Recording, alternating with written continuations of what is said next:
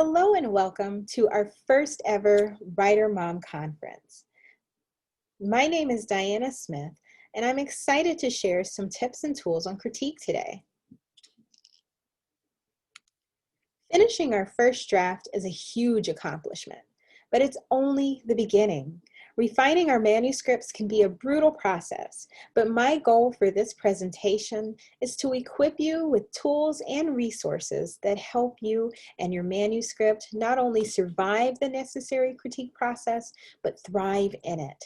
So grab your coffee, your tea, your pen and your paper, and let's dive into today's segment. Welcome to today's segment, Beyond the First Draft, a Writer Mom's Guide to Critique. I'm Diana Smith, and I'll be your presenter today. Some of you may know me as Montrez, which is my pen name for my sci-fi and fantasy writings. I officially became an author in May 2020, but I have over 10 years experience in writing as an editor, an instructor, and advocate for literacy and the arts. Not only do I love reading and writing, but I'm passionate about seeing my writer friends succeed.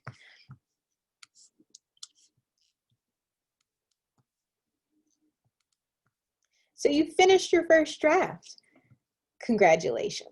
Seriously, congratulations. A popular statistic states that out of everyone who wants to be a writer, out of everyone who wants to write a book, only 3% actually complete that task. Your first draft may not be perfect, and the journey from first draft to publication is far from over, but you are already beating the odds. So celebrate that. Seriously, celebrate. But remember that the first draft, and sometimes the second, the third, the fourth, and the fifth, is just you telling yourself the story. It's a very powerful and inspiring quote that may help you to finish your first draft, but it's also a reminder that lets you know that it takes a lot of work before our readers are ready to see our story, or before we're ready to present that to our readers. Now, the first thing you'll need for today, get your coffee, get your snacks, and let's get ready for some serious work.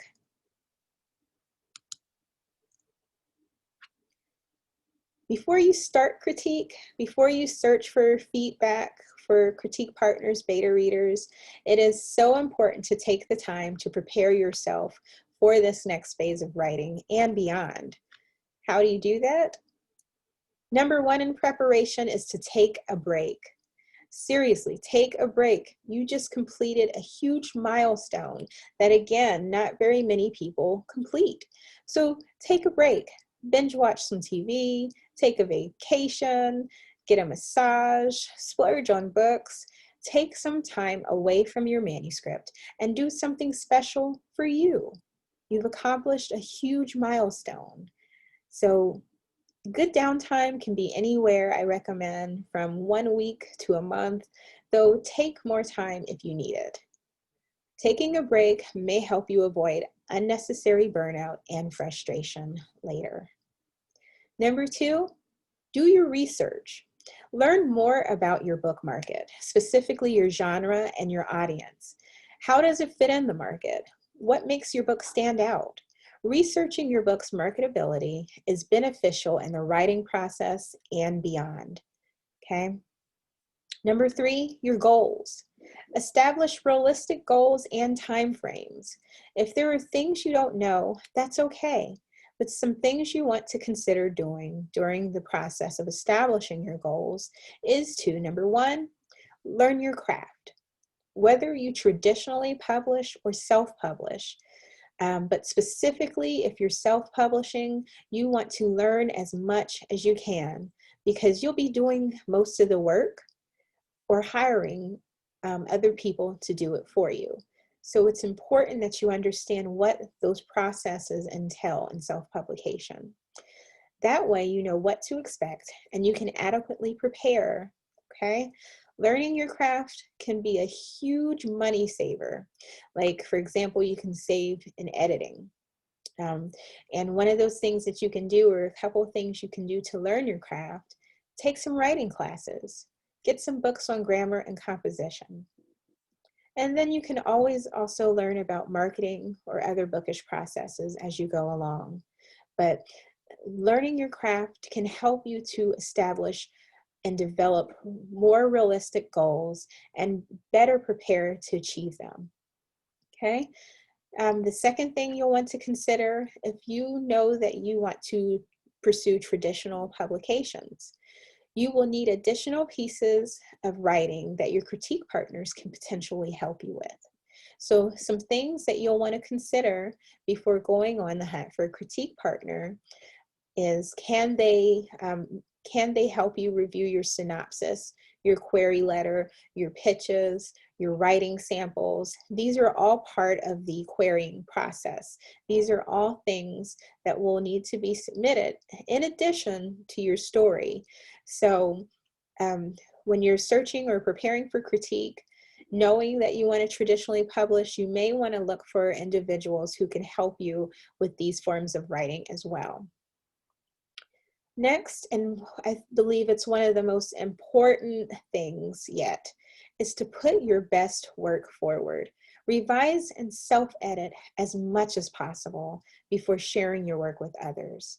If you throw your work together, if you throw your first draft at somebody, they may still be able to help you, but they won't be able to take your work as far as they could or to assist you in getting your work in better shape as much as they could if you first gave them the best project that you can. By giving your best work, then that enables your critique partners, your editors, your beta readers to also give their best work as well. You're doing yourself and the people who are helping you a favor by doing your best. Okay, when you do your best, you can go so much further than when you just kind of give your first draft. Okay, you want to revise, you want to self-edit, take notes of your weaknesses, of your strengths, any writing concerns you may have. So if you don't have a lot of practice with editing, if you're not the best at grammar, if this is your first book and you're not even sure what direction to take, make notes of those things. So when people do review your work, they can tell you, hey, these are areas that you need help with, and they can help you more so in the things that you know that you need work with. They might be able to offer solutions for you. But if you don't know what you need, you don't know what your strengths are, what your weaknesses are, you don't put your best work forward, people will have to kind of wade through the pools of different things that they wouldn't have to go through if you took the time to revise, to edit, and to put your best work forward. So put your best work forward, do your best, take your work as far as you can get it, okay? So that you can advance to the level that you need to, okay? And so that you're not holding yourself back or your critique partners back. Revise, revise, revise, self-edit, and take notes. Know who you are as a writer, what your challenges are, your strengths, and be honest about those things. There's no shame in not knowing, but have a mind to learn so you can be and do your best, and other people can help push you to that, to do your best. All right. So you can do everything by yourself. There's a lot of people who prefer to work alone, but it's a myth that the writing process is a solitary one. You can have a community behind you, okay? And having other people to support you and to be there for you and to assist you is an invaluable experience. So consider having a community to help raise your book baby. Now, what is the critique partner? The critique partner experience is often mutually beneficial, where writers exchange chapters, provide feedback and support for one another through their journey to publishing and beyond. Okay, so if you do it right, you build lasting relationships where you can support one another, cheer for one another, and help one another through not just revisions, but the publishing process as well, and the process of being a new and sophomore and even expert level author. So you can build lasting friendships and relationships if you do this process right. So there are what I like to call common personalities in the critique partner experience. And there are more, but these are the most common critique personalities that I've personally experienced. The first one is the cheerleader. They are a great source of encouragement, which is helpful in the difficult and sometimes discouraging times in writing. They will cheer you on no matter what, and they mostly see the good things in your book. So if you're looking for critique on things you might need improvement on, they may not be the one you want to ask. This is the person you go to when you need some encouragement and you feel like giving up. They know how to inspire you. They know how to give you the love and support you need to keep moving on. Next is the brainstormer. This critique partner is great when you hit a wall in writing or you have plot holes.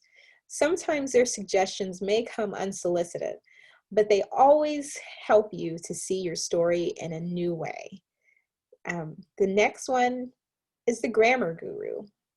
They will dot your I's and cross your T's. They are the perfect typo hunter. They may be an editor or just a skilled writer, but their expertise is highly valuable.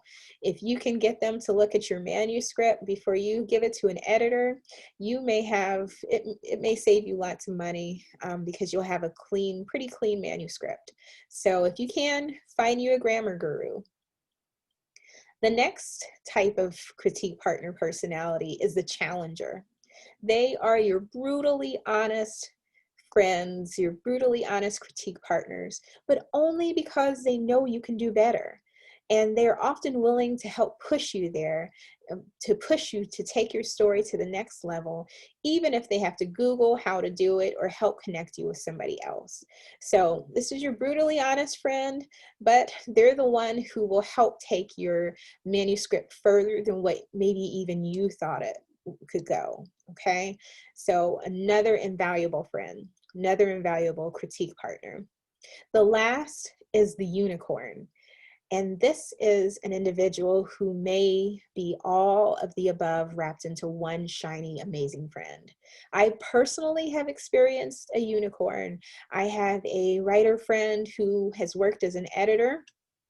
She's brutally honest, but she knows how to be encouraging. She knows how to help me brainstorm. And so I really didn't need too many critique partners. She really helped me work through that process. So if you can find a couple unicorns, if you can find all unicorns, that's amazing.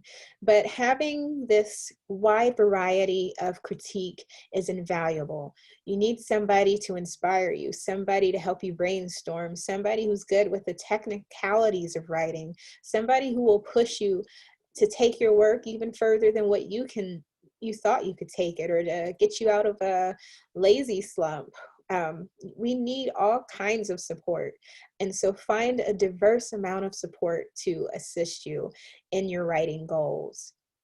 Okay. Now that you know a little bit about the personalities that you might encounter in critique, let's talk about what to look for when searching for critique partners and beta readers. Things to consider as you move into this process. There is a checklist that will be attached to this presentation. So this will be an available reference, but it's very important to consider. Number one, your goals. You want to look for somebody who can understand, respect, and affirm your goals. Someone who can help you to accomplish and achieve those goals. Okay, so considering your goals, that's a very important step that you want to look at when you are looking for somebody who is a good fit as a critique partner. But with all of this, remember, critique is a mutually beneficial experience. So you also want to evaluate yourself in regards to that person. Can you understand and respect and affirm their goals? Are you willing to help them to accomplish and achieve their goals? Okay, so when you're looking to kind of see if somebody is a good fit, also look inwardly, a good fit. Also look inwardly to see if you are a good fit for that person, because you want this to be a mutually beneficial experience. Okay, so next on that list is compatibility. Can you get along? Can you work together? You want someone who may share common interests and goals, but also someone who may be strong in writing areas you need help in, and weak in areas you're strong in. Again, something you want to be mutually beneficial to one another. Okay, so you want someone who not only can you get along with, not only who may share some of your common goals and interests, but somebody who you can help and someone who that can help you. Okay, the critique partner should experience should again provide an equal benefit and an investment of time and effort on both parts. The next quality you want to look for, or the thing that you want to consider, is interest. Are these individuals genuinely excited about your manuscript? Or is it like pulling teeth? Are you excited about their manuscript? Or is it a chore? Are you both proactive, reaching out to one another, or does the interest seem one-sided? These are all things to consider when looking at your critique partner. Okay, you want to make sure that you're interested in one another's work, or you won't be able to give your best effort in helping one another. Next on that is experience. Do they write or read in your genre? Do they have professional or personal experience in the areas that you're talking about in your story or in your manuscript? And I do want to say that not everybody who's interested in your story may have the experience to help you, maybe with the writing craft or the tools. So if somebody's still interested in your story, but they may not have the writing experience, you can ask them to maybe be a beta reader instead of a critique partner. You know, interest is so key and so important, but having that professional insight is invaluable and can save you time and money when coupled with all the other factors that we're talking about here on our checklist. Okay, so you can't replace experience. If you can find somebody who's experienced in your genre, experienced with your type of manuscript, or experienced in dealing with the type of challenges that you're facing, you definitely want to grab a hold of them, especially if everything else checks out on your feedback list, your checklist for feedback. Now, I do want to tell you that no critique partner or beta reader will be perfect. So they might not hit all these notes on this checklist here, but use this as a guideline to really see if you want to work with that person. And not just, you know, if they're a good fit for you, but if you're a good fit for them. Again, I can't stress this enough. The critique experience should be mutually beneficial. Next, you want to check availability. What are your schedules like? Can you commit to a 300-page novel? Can they? Or do you only have time for a short story or a novella? What about your pacing? Can you maybe only read a chapter a week? Or do you need a chapter a day read? Or, you know, what is the time frames that you're expecting for one another? How much work can you commit to in this writing process? Because you're both going to have your goals, you're both going to need different things. So those are all things to consider. You know, what is your commitment level? What is your availability? In availability, you want to think about time zones. You know, if you meet somebody online, what are your time zones? Are you in the same time zone? Are you 3 hour? Do you have a 3-hour difference, 7-hour difference? You know, can you both set up a realistic plan to communicate? And are you both flexible in your ways of communication? If your critique partner only wants to meet by email, but you work best in person or through video chats, it may not be an easy relationship, an easy working relationship. So those are all things to consider as far as availability. The last one, motivation. And this is more so dealing with synergy. Synergy is very important. And you want to ask yourself, when you talk with this person after you get off the phone or out of a conversation with them, after you read an email from them or feedback from them, do you leave each other feeling motivated? Do you challenge one another? Or every time you talk, do you feel discouraged and ready to quit? If that's the case, if you're feeling discouraged, if you're not getting any work done, if you feel ready to quit, that person or those individuals may not be the best fit for you to help you achieve your goals for your writing. You want to work through the critique process with individuals who believe in you, your work, and who want to help you succeed. And that, again, that goes both ways, okay? Work with somebody whose work you can believe in, who you want to help and see succeed.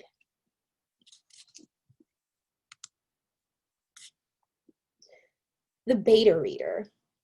The beta reader is slightly different from your critique partner in that they help you to test your book's marketability and your goals.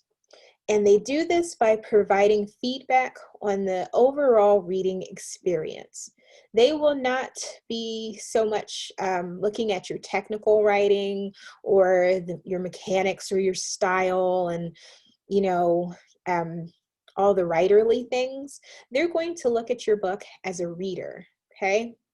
They are going to give you the overall outlook on whether or not the target market and audience that you're trying to reach, to see if your book will hit that target, to see if the reader that you want will like your book. So for that reason, these should mostly be readers in your genre and audience, okay? You may not want your 60-year-old uncle who loves reading Westerns and space operas to read your sweet YA romance, okay?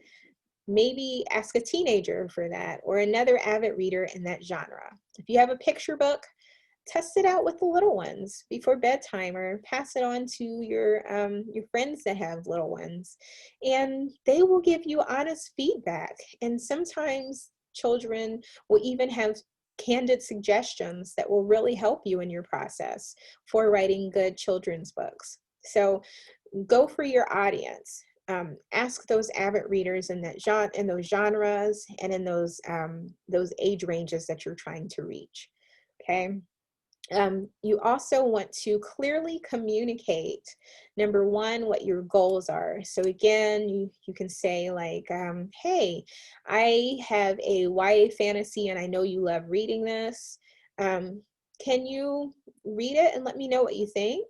And then after they read it, ask them, what did you like about it? What did you dislike? Is this something that you would recommend to other readers in this genre, or who like this type of book? Or what could I do better? And be clear about your deadlines, okay? If you need it in a month, let them know up front.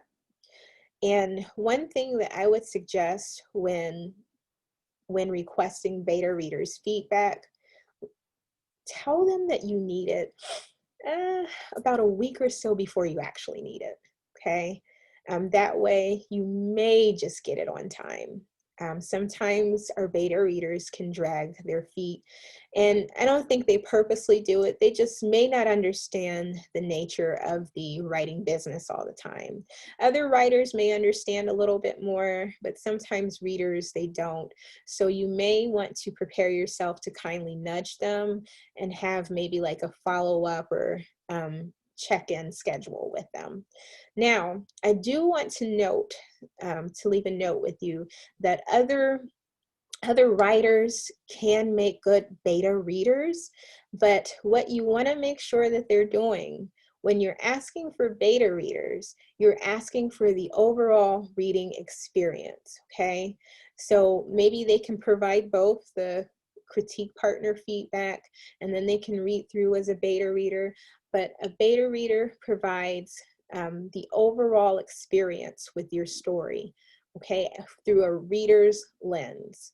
So that's what's important. Are you hitting your target market? Are you fulfilling the expectations for the genre that you're trying to get in? Okay, but again, be clear, be honest with your beta readers, let them know when you need, what you need and when you need it, and be ready to nudge and to follow up with them. Now, do note that in some cases, your readers may not finish your book. They may lose interest, or they may just not have the time to commit like they thought that they would. So in these cases, it's okay to say, hey, you know, if you can't finish it, that's okay. If it's not for you, that's okay too.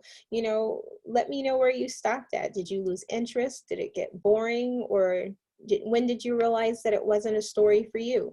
These are all things you can ask. You don't want your beta readers to feel ashamed for not being able to complete something. You want them to feel comfortable being honest with you, and being open to discuss your work with you, okay? So even people not finishing is a great way to get feedback, because that can help you figure out weak points in your story, maybe in your pacing, or maybe you need to thicken the plot some. So there's a lot of different things that that can show you. Now, the next beta reader critique person here is someone that I want you to watch out for. Watch out for the dream killers. These are the people who provide empty critique with no intent to build you or to improve your craft. You might hear them say something along the lines of, your story sucks, I hated it. But they can't tell you ways to improve it. And in fact, they might not really want to. They might just not care. They might just, they're not able to connect to it. And they might have a toxic attitude, or just generally not be invested in your dream or in your goals, okay? So watch for that empty critique. These individuals don't respect or support your goals. You might hear them say something along the lines of, you should quit writing and get a real job. Okay, this may not be the person for you, okay? That's another warning sign. Another one is that they try to change or control your goals or limit your success. At first, it may seem like they're offering helpful suggestions, or that they're really invested in your writing. They may even seem like a challenger, which is one of those critique personalities that are good. But the difference is that they're not respecting the goals that you set. They're trying to change them or limit them, or make you think that you can't reach them. And some of the key phrases that you'll hear from these dream killers are, sentences that start with, you can't, or you shouldn't. Okay, don't let anyone control or limit your goals. Okay, now there's a difference when somebody says, ooh, I don't know if that's the best idea. Why don't you consider this? And if it's valid, if they're experienced in that field. But if you hear a lot of, you can't, you shouldn't, I would, really take a look at that, and then see if some of these other dream killing qualities are attached to it. So the limiting of goals and the challenging of goals, when coupled with these other aspects of dream killing, may be something to look out for, okay?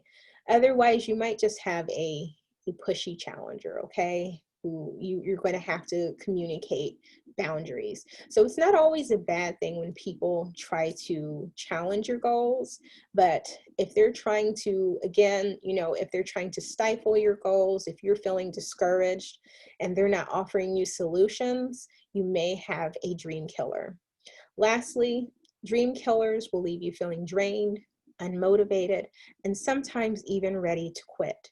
Okay, so if you have two or more of these factors, or really a consistency of even one of these factors, really check to see if this is somebody that you want to establish a critiquing relationship with.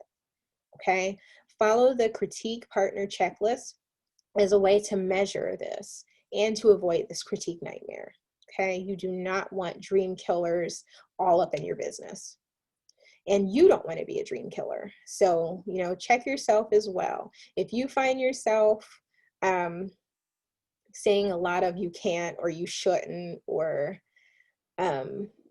you don't believe that a person is capable of achieving their goals, you can't connect with their goals, don't critique for them. Be honest. Let them know, hey, I'm sorry, but I'm really not connecting with your story. I don't think I can be your critique partner or your beta reader. People, they may be mad, but you're doing them a favor. You don't want to give people mediocre feedback or waste their time or your time, okay? You want to work with people who you believe in and people that believe in you, okay? So really, use that critique partner checklist to assist you. Now, some additional things you may want to consider when you're searching for critique partners and beta readers that will really be money savers. Really check these next two things out, okay? Consider fact checking. Asking your critique partners and beta readers about fact checking and the next item on our list may really, really help you save money and time in the long run. Fact checkers are useful if your manuscript contains historical elements. There's nothing worse than writing a historical romance piece and you describe the wrong fashion and the wrong styles, or if you get important dates wrong. Readers will pick up on these mistakes. Okay, if you have scientific or medical elements in your manuscripts, like let's say you have a dramatic surgery scene in your manuscript, and you need to make sure that you have the right procedures and terms. Or let's say you have a interstellar thriller that has some important space sequences, and you want to make sure those are plausible. Having fact checkers or people who are experienced in these areas, or who have professions or education in these areas, can be very valuable. More importantly, if you have a lot of data or statistics, a lot of facts and information, a lot of sources, you want to protect your credibility. Like if you're writing a nonfiction novel, or if you're writing an account of an event or somebody's life story, you want to check your sources. You want to verify that the information you're providing is accurate. So fact checkers can be very, very beneficial to verify accuracy in these things. These individuals should have, again, experience in those areas. So like maybe ask your nurse friend to read your medical drama, or if you've got a court drama, ask your friend paralegal to look at it. College professors or graduate students are also great resources for fact checking, and I'm sure they'd enjoy. All right, so our next item that if you ask your critique partner or beta reader to check out that can save you money is the sensitivity reader. With the emergence and the demand for more diverse works in publishing, these readers focus on representation. These are writers, editors, or even readers who have personal experience in the areas that you're representing in your work. And they offer honest dialogue and insight to help writers avoid harmful stereotypes, biases, misrepresentations, and inaccuracies, okay? You may want to consider asking your critique partner or beta reader to do a sensitivity check if you are writing on topics such as race, ethnicity, sexuality, mental and physical health, and other topics such as that. Incorporating a sensitivity reader is another opportunity to enhance the quality of your work in such a way that readers can appreciate and connect to your stories and ideas. Okay, you don't want to harm or isolate readers that you're trying to reach and to incorporate into your works. So this is a great way to really enhance the quality of your story. So ask your critique partner, ask your beta reader to check for those things. Otherwise, you can hire sensitivity readers to review your work. Now, if for some reason you cannot find a critique partner or a beta reader in the time frame that you need, or you're not getting the feedback that you need, or let's just say you are a beginning author, beginning writer, and you don't feel, you've gotten your work to the point, the best point that you can get it, but you still don't feel like it's ready for a critique partner or a beta reader to review. Consider taking your work for a manuscript assessment, okay? And what these are often one of the cheaper forms of writing services and that you can get in editing services. And I like to compare it to a yearly physical checkup. You know, when you go, your doctor checks your overall health to make sure that a lot of our basic needs are being met as far as our health. So it's the same for your manuscript. An editor or a writing professional will look at your overall manuscript, and they'll look at your writing and your story's markability. They'll look to see, does your story meet the expectations of the audience and the genre that you're trying to reach? You know, they'll help you determine what your strengths and your weaknesses are, and maybe recommend a course of action that you can take to improve both your writing and your story. This is very useful for beginning writers and for individuals that need assistance before you're ready to really share your pages for critique. Many editors also offer services like coaching and consultations to help guide you through the writing and revision process. So definitely, if you don't feel like your work is ready for full-on critique, or you're not getting the feedback that you need, or you just need some additional help, ask an editor, ask a writing professional, or somebody who has the experience to give you a professional manuscript assessment. Now, once you get all your feedback, and it can be overwhelming, and if you need to take another break after reviewing everything, or before you dig back into your manuscript, that's fine, because sometimes receiving feedback can be an emotional thing for us. You may feel like people are picking apart your work, but just remember that checklist that we had. You've chosen people, and people have agreed to work with you who believe in your story. They believe in your goals. They believe in you, and they want to see you succeed. Okay? So keep that in mind as you gather and process their feedback. Okay, they're not trying to hurt you.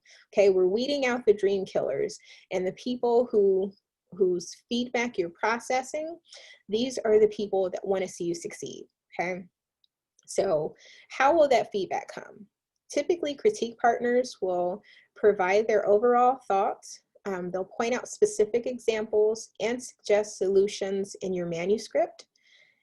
So they'll write directly in that, as well as make their recommendations in your story. They might work through Microsoft, the track changes. They might print out a hard copy and, ink it up in red. But they usually write in your manuscript, and they're available for discussion. So you guys might have exchanges back and forth where you can ask questions. You might debate a little bit. You might even argue, but again, this person is somebody that you can work with, who believes in your story and who is giving you their honest feedback and suggestions to make your work better. Beta readers, on the other hand, their feedback can range from brief verbal summarization of their thoughts, or it can be a huge dialogue or email complete with page references of things that they loved, they hated, and everything in between. So take all of it. Take the brief feedback, take the long-winded feedback, take it all, okay? And really take the time to hear all the feedback that you're getting, okay?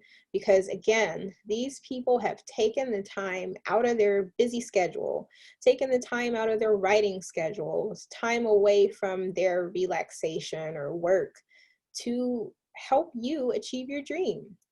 So take the time to really listen and hear the feedback that they're giving. And then let them know you appreciate them. And you can do this, it can be as simple as emails, thank you cards, compliments, or even kind gestures like, giving them a copy of your book once it's completed and with a note in it. These kind gestures can be great ways to show your gratitude. Next, you want to have honest dialogue. If there's something you don't understand or you don't agree with, talk it out. Again, these are the people who believe in you, your work, and want to help you achieve your goals. Okay? Sometimes your readers might not know how to fix the issues they see in your work, but they may be open for discussion or brainstorming. The same with your critique partners. Just remember, though, that as you process this feedback, you may have some clashing feedback, you may have some that you don't agree with, you may have some feedback that hurts your feelings, but at the end of the day, remember that you are the author and you will make the ultimate decision for your book, okay? So when you do that, when you're making decision, consider relevant feedback and solutions. And what I mean by this is stay true to your goals. Okay, respectfully decline things that do not apply. Your slow burn romance isn't meant to be the steamy, sexy kissing book.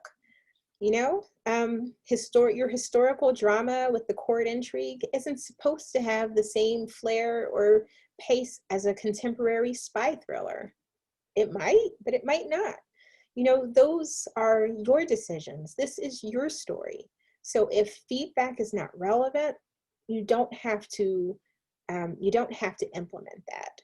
But be willing to listen to the people who are willing to work with you, who are willing to read your story, who are willing to commit time and energy and effort into helping you achieve your dreams. Just be sure to stay true to your goals, okay? You don't have to make changes that don't apply. And then also remember, please, not everyone will follow through. Not everyone will read your entire book. Some people may fall off. Some people may say, this isn't for me. Some people just will stop responding to your emails or your text or your calls. Try not to take it personal. Try not to. It's hard, but it's the truth. Not everyone will follow through, okay? And not everyone will like your book. That's okay.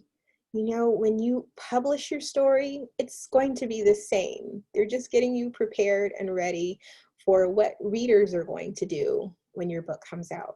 Some readers are going to bash your book. Some readers are going to love it. Some may think it's okay, but you're going to get all kinds of opinions. But just remember that the most important thing is that you're staying true to your goals, okay? You want to meet those goals. You want to be able to achieve the things that you set out to do. Don't get distracted by everything else. So take the time to listen to the honest feedback of the people who are invested in your work and who are invested in seeing you grow. And throw out the stuff that's not relevant to your goals. And you don't have to be mean about it. You can just say, oh, thank you for the feedback. And then apply the changes that you feel are best for your work. Okay? So not everybody's going to like it. Not everybody's going to understand it. Some people aren't going to finish when their critique or their feedback. It's okay. Keep going, keep growing, and keep going through that process. Now, we've talked about what makes a good critique partner and what they do, but how do you find critique partners? How many do you need? You know, these are all very good and important questions, but everyone's team looks different and varies based on your goals, your strengths, and your weaknesses. You can join local groups or online critique communities, but one thing I would recommend is building your own organic team, okay? Remember the types of critique partners that we discussed earlier: the cheerleader, the brainstormer, the grammar guru, the challenger, the unicorn.